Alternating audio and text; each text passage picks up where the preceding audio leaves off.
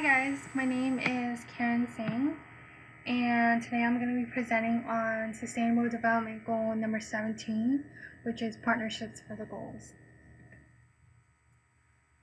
I'm going to start off with a quote I actually found from the past Secretary General of the UN, and he said, "To successfully implement the 2030 Agenda for Sustainable Development, we must swiftly move from commitments to action. To do that, we need strong, inclusive, and integrated partnerships at all levels." So what exactly is Partnerships for the Goals? It mainly just highlights and stresses that to accomplish any of the SDG goals, it can only be done with strong commitment to global partnership and cooperation by governments, civil society, scientists, academia, and private sectors. To achieve sustainable growth and development, we must improve access to technology and knowledge, as this is how we share ideas and foster innovation.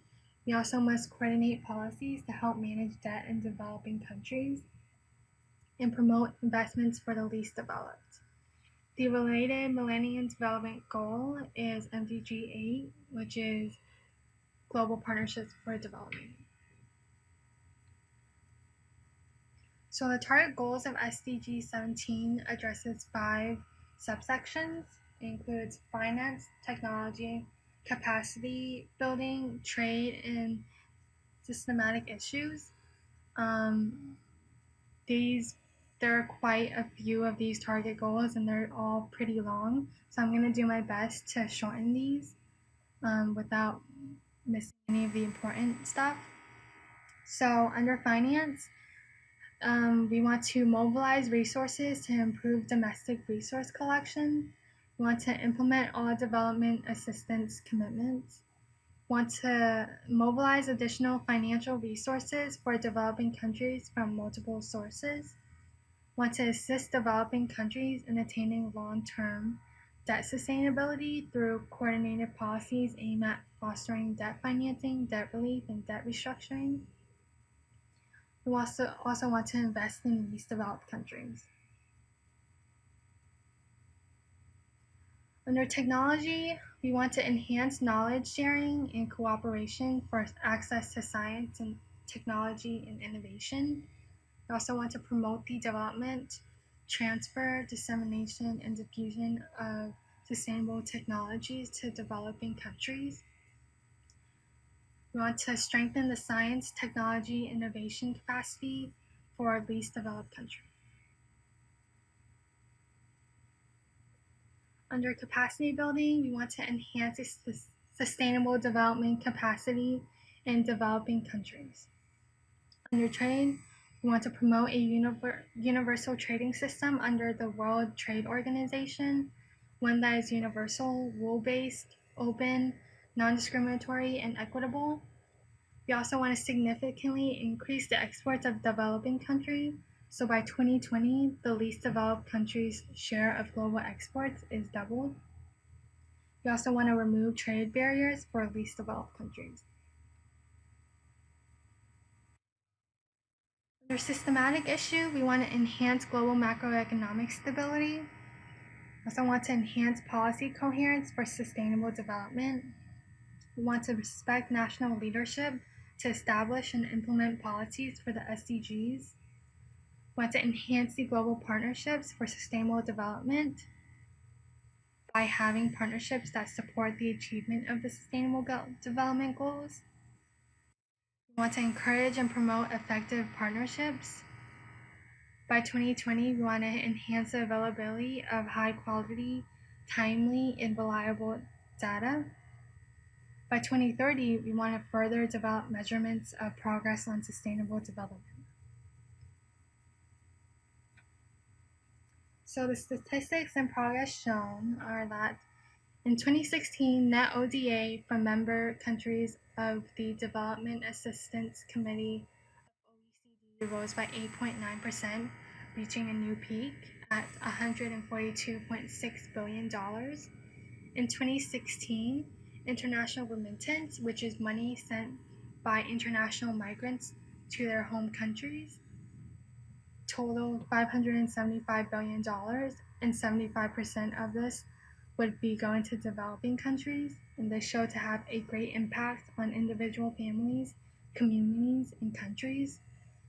Fixed broadband services or internet remains largely unaffordable and unavailable throughout large segments of the developing world.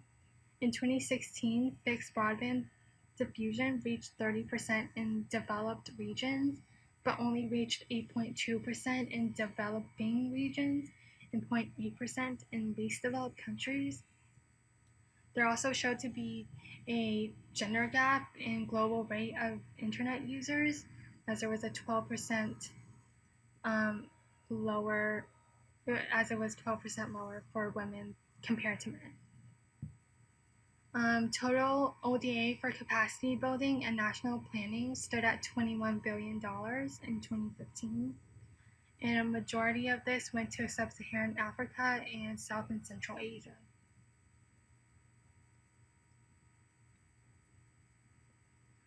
During the past 15 years, developing regions have represented a growing share of international trade.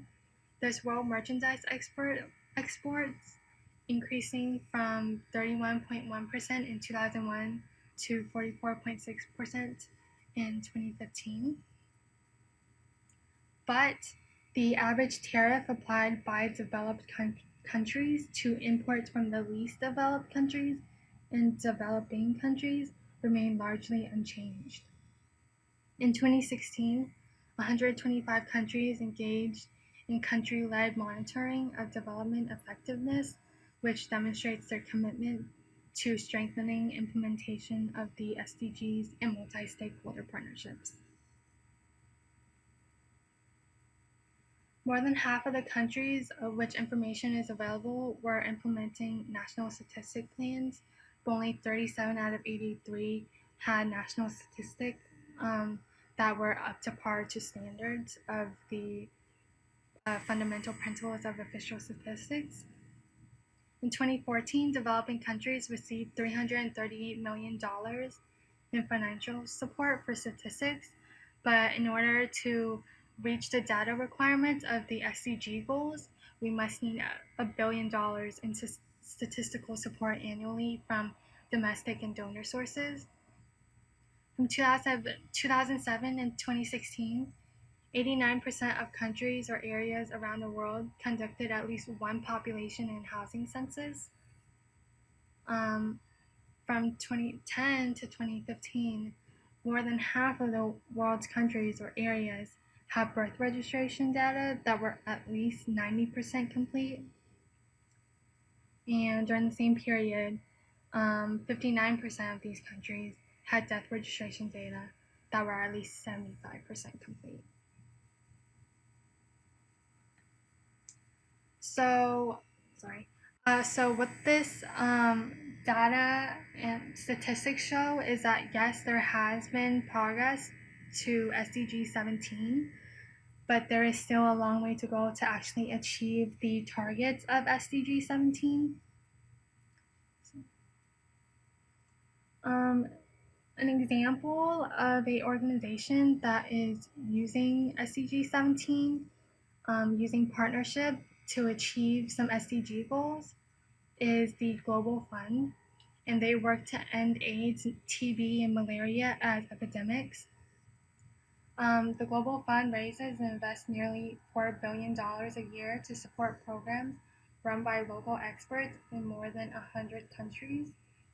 The money comes from mainly from donor governments, but some of them also come from private sectors, private foundations, and innovative financing initiatives. The Global Fund uses a committee made up of people whose lives have been affected by AIDS, TB, or malaria, medical experts, governments, and civil society to develop a plan to fight the diseases in their community. And then the countries take lead in determining where and how best to fight diseases. Local experts and partners use grant money to deliver programs.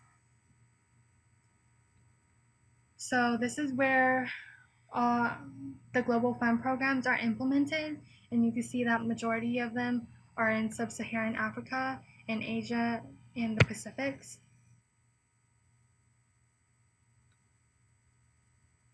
So the impacts of Global Fund. Here are some statistics, a few of them. Between 2000 and 2016, number of new HIV infections declined by 40%.